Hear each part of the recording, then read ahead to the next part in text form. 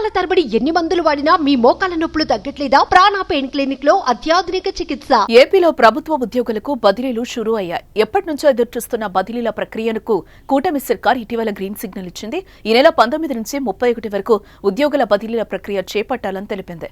ఇదే క్రమంలో గ్రామ వార్డు సచివాలయ ఉద్యోగులకు కూడా తాజాగా శుభవార్త అందించింది.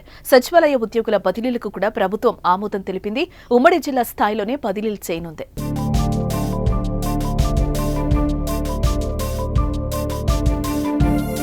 ఈ నెల 31వ తేదీలోగా వివిధ శాఖల్లోని ఉద్యోగుల బదిలీలకు ప్రభుత్వం అనుమతి తెలిపిన నేపథ్యంలో సచివాలయాల ఉద్యోగుల బదిలీలకు సంబంధించి శుక్రవారం మార్గదర్శకాలను జారీ అయ్యాయి.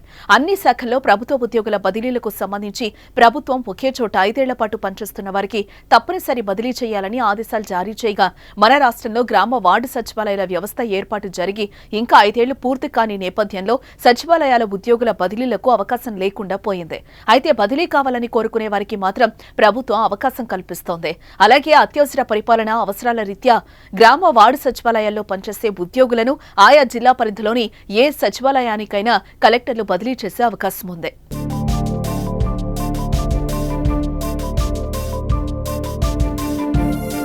బదిలీ కోరుకునే ఉద్యోగులు ఆన్లైన్లో ఈ నెల 27లోగా అధికారిక వెబ్సైట్లోని తమ లాగిన్లోకి వెళ్లి దరఖాస్తు చేసుకోవాల్సి ఉంటుంది. అలాగే ఉమ్మడి జిల్లాల ఖాళీల జాబితా సచివాలయ వెబ్సైట్లో అందుబాటులో ఉంటుంది. దాని ప్రకారం వారు బదిలీ స్థానాన్ని ఎంచుకోవచ్చు. ఇలా దరఖాస్తు చేసుకున్న ఉద్యోగులకు సంబంధిత ఉమ్మడి జిల్లాల పరిధిలో వేర్వేరుగా ఈ నెల 29, 30 తేదీలో కౌన్సిలింగ్ నిర్వహించి బదిలీ చేస్తారు. కౌన్సిలింగ్ సమయంలో తప్పనిసరిగా ఉద్యోగి హాజరు కావాల్సి ఉంటుంది. ఏవైనా అభ్యంతరాలు ఉంటే ఈ నెల 30వ తేదీ నుంచి కలెక్టర్కు వినతి పత్రాలు ఇవ్వచ్చు. మ్యూచువల్, స్పౌజ్, మెడికల్, విభిన్న ప్రతిభావంతులు, వితంతువులు, గిరిజన ప్రాంతాల్లో 2 ఏళ్లకు మించి పనిచేసిన వారు బదిలీకి అర్హులని ప్రభుత్వం పేర్కొంది. 50 ఏళ్లలోపు వయస్సు ఉద్యోగులనే గిరిజన ప్రాంతాలకు బదిలీ చేస్తారు.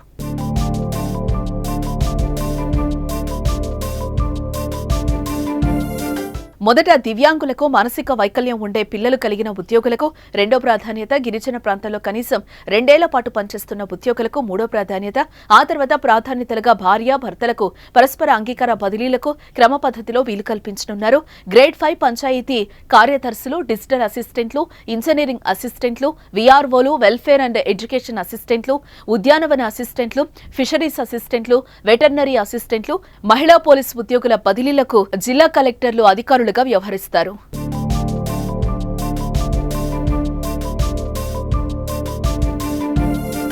విలేజ్ సర్వేయర్లకు సర్వే శాఖ ఏడీలు, వ్యవసాయ శాఖ అసిస్టెంట్లకు వ్యవసాయ శాఖ జేడీలు, సెరికల్చర్ అసిస్టెంట్లకు జిల్లా సెరికల్చర్ అధికారులు, ఏఎన్ఎంలకు జిల్లా డిఎంహెచ్ఓ, ఎనర్జీ అసిస్టెంట్లకు డిస్కంల ఎస్ఈ సంబంధిత అధికారులుగా ఉంటారు.